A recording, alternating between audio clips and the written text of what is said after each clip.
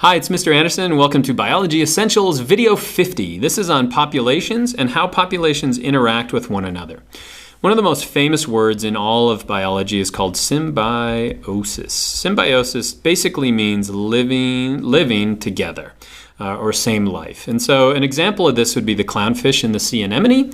Clownfish lives in the sea anemone. Sea anemone gives them protection. They have these stinging cnidocytes in their tentacles, and the clownfish is immune to those, so they can live within the anemone, so they get protection. What do they give the anemone? Well, they're going to feed on little invertebrates that normally might damage the anemone. That'd be one thing. And then they're going to secrete urea, and that urea is going to be used as nitrogen inside the algae that live in the anemone, which is another symbiotic relationship. And so that's basically what I'm going to talk about, relationships between populations. And so these interactions can have effects. Sometimes those effects are good and they're positive, sometimes they're negative, and sometimes they're neutral. And so if we look at all these interactions between populations, those that are positive, those that are neutral, those that are negative, we have all these different types of symbioses. Some that are good, some that are bad, and some that are neither. And so basically we'll go over all the different types. Remember though that in an ecosystem, these symbioses can help an ecosystem or damage it. And ecosystems are fairly stable, but they're stable because there's constant feedback mechanisms that keep those populations in check. Sometimes those populations aren't in check, and a lot of the time that has to do with changes in their environment. It could be geologic changes, but sometimes it's just going to be human changes.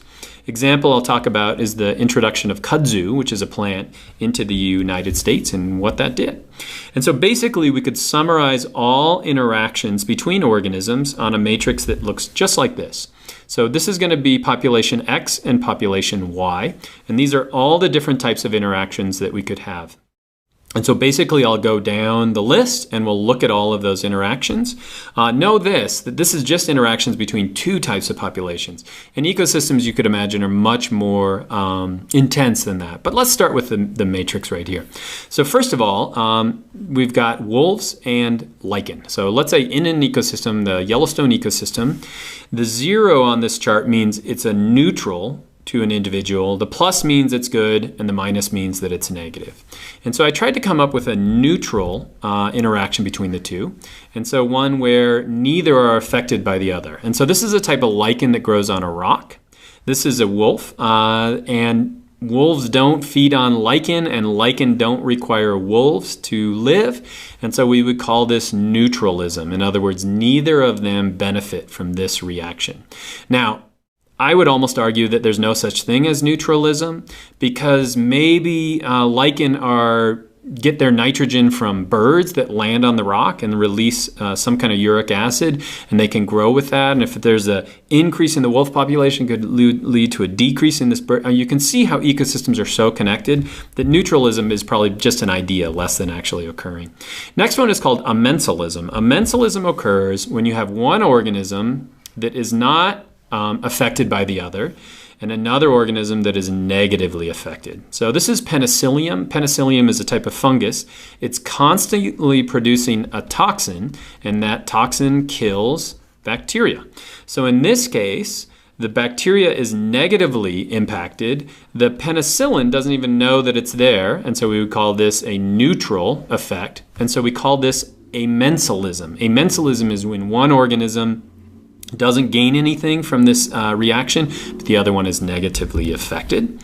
Next one, we go to commensalism. Commensalism is when one is positively influenced. And so I didn't know this, I learned about this, but the golden jackal, lots of times the males, if they get driven out, or individuals as they get driven out, they'll just follow tigers around at a safe distance. And so they'll wait for that tiger to kill something, and so they can get some scraps from it.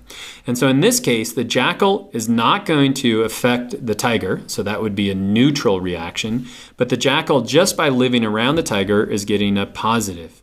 And so we would call this a commensalistic relationship, where the tiger gets nothing, but the jackal is going to get something good from it. Next, we'll go to competition. So an example of this could be the lion and the cheetah. They both feed on similar prey. And so if the lion kills more prey, that's going to be less for the cheetah. And if the cheetah gets less kills more prey, that's going to impact the lion. And so we call this competition. And so lots of times if a lion moves into an area and they can find cheetah cubs or cheetahs, they'll kill them because they're in direct competition for the same kind of a food source. Next one, we go to mutualism. Mutualism, remember, is going to be when both benefit. And so pollination is an example of a mutualistic relationship between insects and flowers. And so what do the flowers get? Well, as an insect lands on a flower and starts to eat the nectar, so it's getting food from the flower and they're attracted to that, it's also going to dust that with pollen, and so as this bee moves away, it's going to move it to a different plant. And so what's the plant getting? It's getting dispersion of its pollen or its sperm to another plant. What's the bee getting? It's getting a constant food supply. And so this is a mutualistic relationship. They both benefit. And if we look through time, evolutionarily, we've had this growth of insects along with the growth of plants. And then finally, we have plus minus. In other words, we have either predation or parasitism. And so right here, we've got a praying mantis that is eating a bumblebee. So that's definitely bad for the bee, but it's definitely good for the praying mantis. And so we would call this predation. Predation is going to be a positive for one, negative for the other.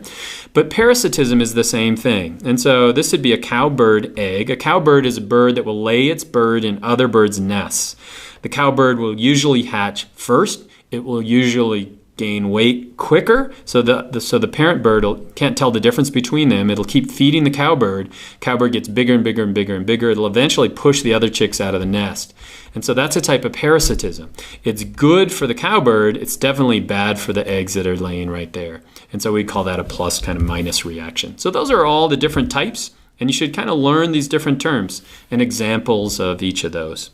Now, ecosystems contain all these interactions between populations, but ecosystems tend to stay the same.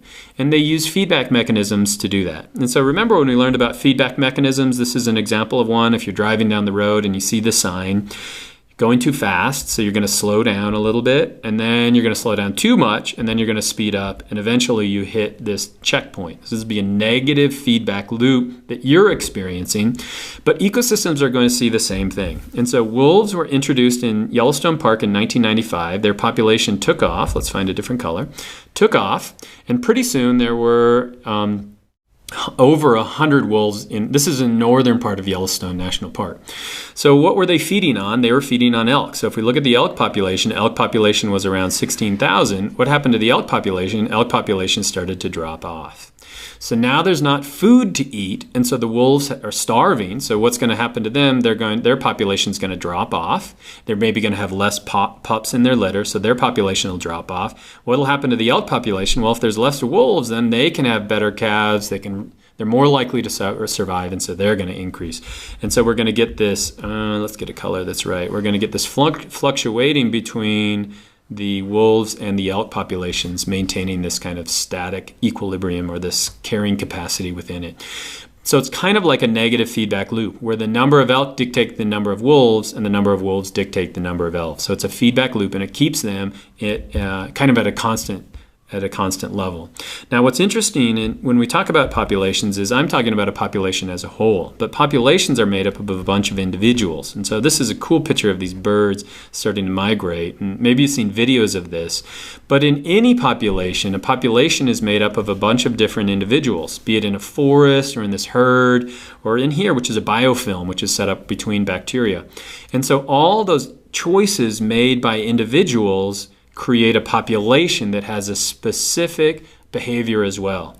And so each of the birds in this flock are just trying to stay next to the bird next to them, a safe distance between the two, but we get this living kind of a population, this living system that's constantly in flux. But sometimes populations get out of flux. Sometimes that feedback just doesn't work.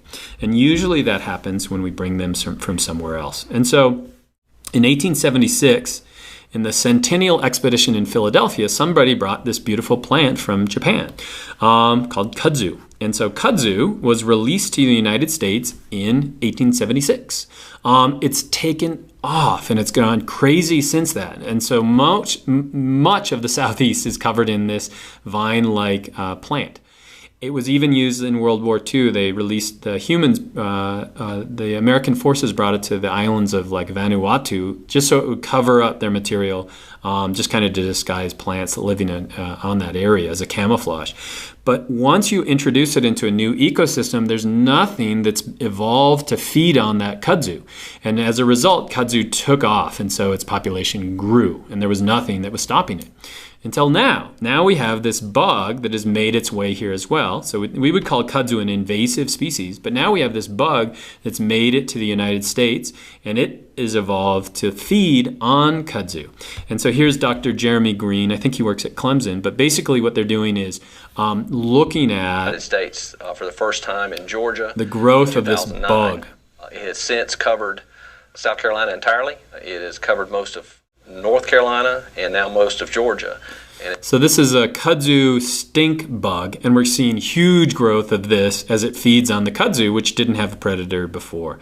And so it will eventually maintain some kind of a symbiotic relation between the two and some kind of a homeostasis, but when humans make big changes, ecosystems it takes a while for them to actually respond. But with humans moving around this planet, it's going to be a hard thing for that to stop.